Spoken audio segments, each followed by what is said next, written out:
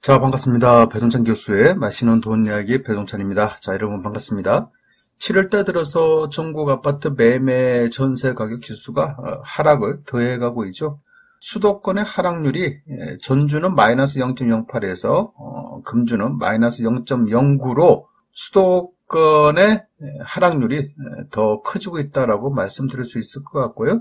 서울은 마이너스 0.07에서 마이너스 0.07, 서울 또한 이제 지속적으로 하락하고 있고, 서초구 같은 경우에는 그나마 좀 잘 버틴 지역인데, 서초구까지도 이제 하락하고 있다라고 말씀을 드릴 수 있을 것 같아요.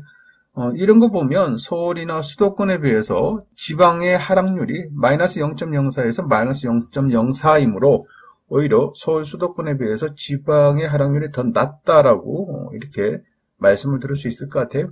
아무튼 전국적으로 볼 때 아파트 가격이 상승보다는 이제 완연한 하락으로 접어들었다라고 볼 수 있겠죠. 이를 한마디로 표현한다면 부동산 시장은 지금 불황에 접어들었다. 그래요. 불황에 접어든 부동산 시장이다라고 말씀을 드릴 수 있을 것 같아요. 그렇다면 이처럼 부동산 경기가 불황일 때도 팔면 안 되는 주택이 있을까요? 그래요. 아무리 뭐 어렵고 힘든 시기다 하더라도 팔면 안 되는 그런 주택이 있을 수 있겠죠. 그래서 오늘은 아무리 뭐 경기가 불황이다 하더라도 절대 팔면 안 되는 주택 순위를 제 나름대로 그냥 생각을 해서 여러분에게 알려드리도록 하죠. 첫 번째로 본다면 실거주하고 있는 1가구 1주택. 그래요. 이분들이야 뭐 어차피 1가구 1주택 아닙니까? 따라서 이런 분들 입장이라면 만약에 주택 가격이 올라가면 기분이 좋아.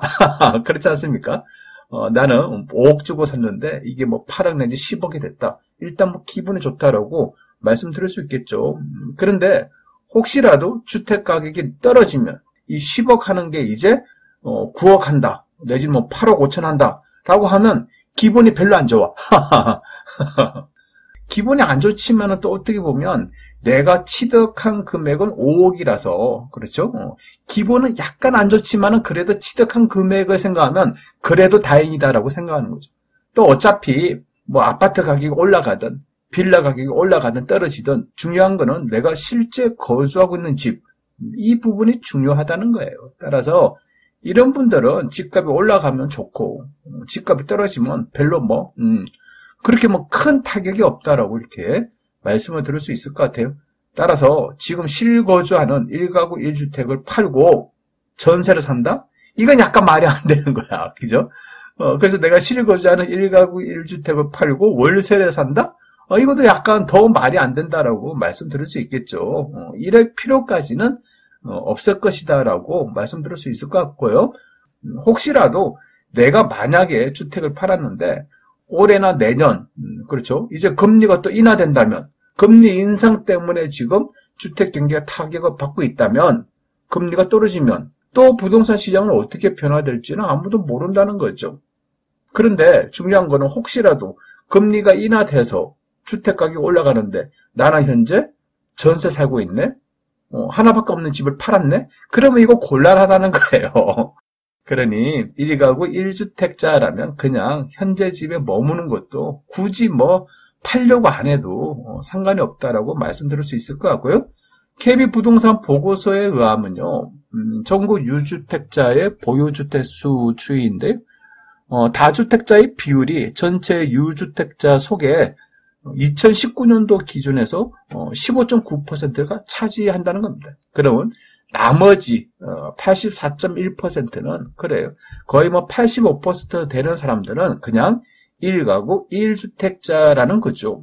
그러면 인구수로 따지면 대략적으로 1200만 명 되는 사람들이 1가구 1주택이라는 거예요. 그래서 이런 분들 입장에서는 굳이 급하게 아파트가 됐든 빌라가 됐든 팔려고 안 하셔도 된다라고 말씀드릴 수 있을 것 같고요.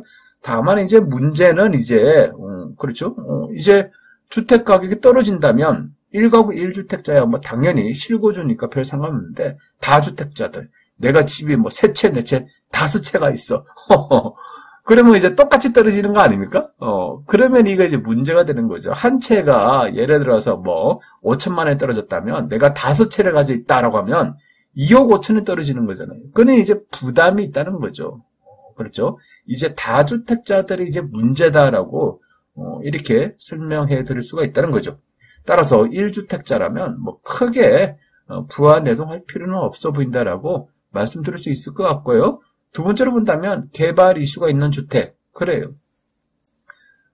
지금은 뭐 매수인이 사라진 부동산 시장이지만 다시 부동산에 관심을 가질 때 기본적으로 뭐 개발 이슈가 있는 주택을 사람들은 관심을 가지지 않을까요?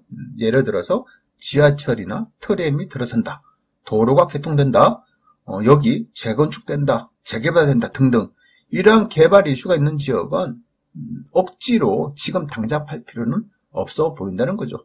다만 그동안 개발 이슈로 인해서 너무 많이 오른 지역도 있죠. 뭐 예를 들어서 뭐 GTX 라인을 내가지고 정말 뭐 앞으로 한 8년 뒤, 10년 뒤, 15년 뒤 완공이 될 그런 GTX 이슈를 벌써 가격이 다 올라갔지 않습니까? 그래서 너무 많이 오른 지역은 빼고 그나마 뭐 개발 이슈가 있는 지역 그런 지역이라면 굳이 억지로 팔려고 안 해도 된다라고 말씀을 드릴 수 있을 것 같고요. 세 번째로 본다면 지방에 있는 중소형 아파트. 그렇죠. 지방에 있는 중소형 아파트를 억지로 다주택자기 때문에 양도소득세 무서워서 종합부동산세 무서워서 억지로 막 팔려고 했는데 지금은 그럴 필요가 전혀 없어졌다라고 말씀드릴 수 있겠죠.